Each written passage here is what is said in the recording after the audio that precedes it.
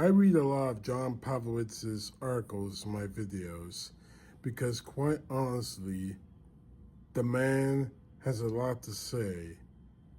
He's intelligent enough to say it, and more importantly, he gets into the personal levels of what he says.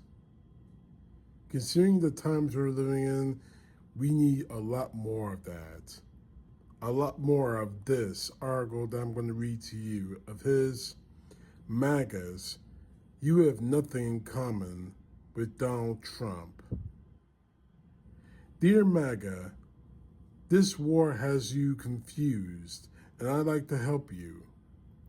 I see your performative star-spangled posturing, your arrogant middle finger contempt for strangers half a world away, your perverse joy at the broken bodies of people with dark skin and strange headwear. And I feel someone needs to tell you something. You're not Donald Trump. He is not you. What I mean is that he is not like you, even though you have placed your very identity in him. Even though you wrongly believe there is some possibility that you can attain the undeserved lofty position he occupies. Even though you incorrectly feel that he represents you in a world you decided has wronged you. You have nothing in common with him. He does not he doesn't share your fierce, though sometimes misplaced national pride. The truth is, he is an opportunistic parasite, an insufferable bloodsucker who has left everything he has touched scarred, withered, and lifeless.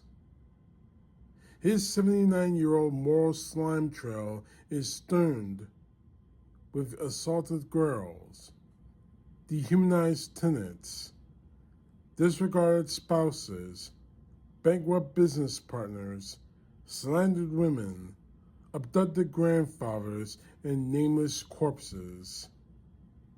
America, our country, is simply another host he has slapped his name on and drained it of his resources.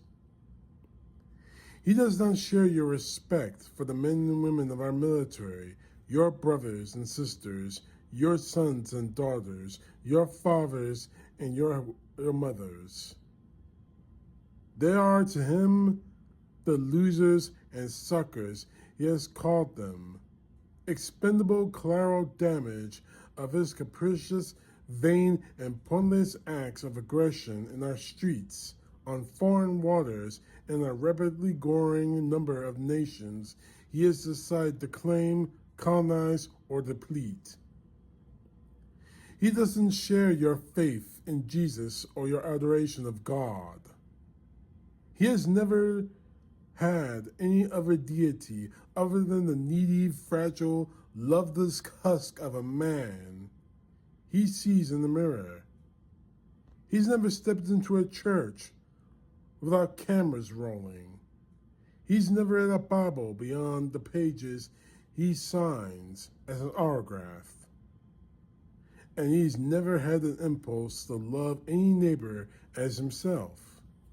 Religion to him is an ill-fitted costume dust-off and drip over his barbaric frame while he fleeces his sheep. You. He doesn't share your work ethic or pride in the work of your hands. He is a man born on third base and 89 feet, cradled in the privilege and occupants that all but a tiny few, a small fraction of the 1% of this world will ever experience. His success is a grand mirage of golden veneer facade built on reality TV, Fox News fiction, and purchased propaganda. He doesn't give a damn about the working class because he built his unearned empire on its back. In other words, my friends in the MAGA, you are not him, and he is not you. He is not of you, or with you, or for you. You, my MAGA friends, are the Iranian people. The hardest working, honest human beings living thousands of miles away under the brutal thumb of a corrupt leaders whom you claim to seek and to emancipate from, even while disparaging them with lies, slurs, and threats. They might not share your religion or your nation of origin or your mother tongue, but you have more in common with them than you will ever have with a morally bankrupt billionaire warmonger like Donald Trump. There is no difference between you and the people of Iran who toil their entire lives in systems that are designed to consume them. They will bury their children, and you will bury yours, and he will not shed a single tear for either one. That's why Donald Trump and his party are in complete control of the presidency and of Congress. And yet your groceries are astronomical, your gas prices are stratospheric, and your health care costs are crippling you, and your jobs are disappearing. It's why he runs the Department of Justice, and yet a legion of pedophiles and rapists are still safely in the shadows, still shielded from accountability. It's why he is our military's commander-in-chief, and thousands of your children are being needlessly placed in harm's way, staring into the face of an abyss, and delivered like slaughterhouse lambs for a war you honestly can't explain or justify because the person sending them can't explain or justify. Just like the atrocities in Ukraine and in Gaza before, you are villainizing the victims and applauding the perpetrators, never realizing that your affinity is not with the latter, but with the former. In case that's hard for you to understand, let me explain it this way. You cheer and you empathize with the rapist, not the rape victim. So you can enjoy the temporary intoxication of manufactured patriotism, you can feed on the empty calories of America first, and you can dehumanize a nation you couldn't distinguish from a dozen others.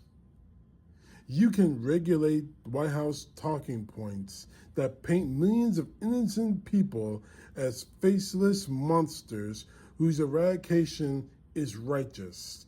And most of all, you can fall prostrate before this searing, self-pleasuring narcissist who couldn't care less if you lived or died, or the suffering and the sorrow he is inflicting on the multitudes.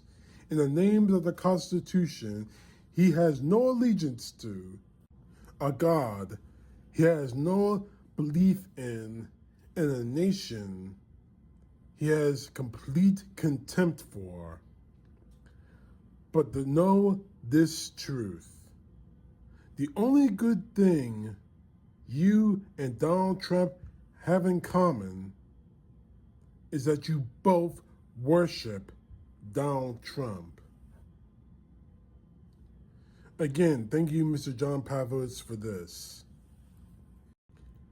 I have asked this question before. Why do you support Donald Trump when you know damn well that he has nothing but contempt for you? And I never get an answer. All I get is America first. He's doing what I'm voted for him to do.